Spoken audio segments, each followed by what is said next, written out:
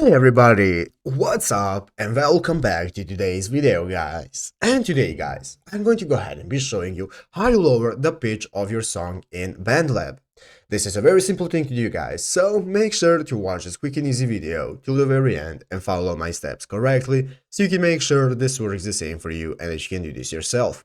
But yeah guys, let's get straight into it. So guys, the first thing you want to do is go ahead and open up the official Bandlab application on your mobile phone if you haven't already, and after opening up Bandlab guys, you'll be greeted by this main page right here, which is the home screen of the application where you can go ahead and log into your account. So after logging in, now you'll be able to see all the people you're following, what's trending, you can see all the options and so on. So guys, let's go ahead and see how to go ahead and change the pitch of your song. So the first thing we have to do is go ahead and open up a new project created. We can do that by clicking this plus button right here in the middle of the screen at the lower part of the screen. Go ahead guys, and this will now bring us to this new page where we can go ahead and open up our studio.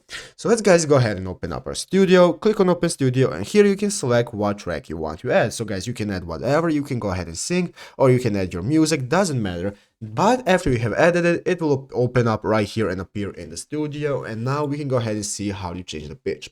So guys, to be able to change the pitch, all you have to do is go ahead and you look at the top side of the screen where we have these three options, and we want to go ahead and select the settings option, and here you can select your tempo and so on. So as you can see, here is the option that says project key, and here is where we can change our pitch into whatever you want to use, either C major, D major, and so on. Select whatever you want to use and it will be automatically applied to your project. But yeah guys, basically that is it how to do it. So I hope this video was helpful. If it was, make sure to leave a like, subscribe to the channel. So yeah guys, thank you for watching, take care and bye.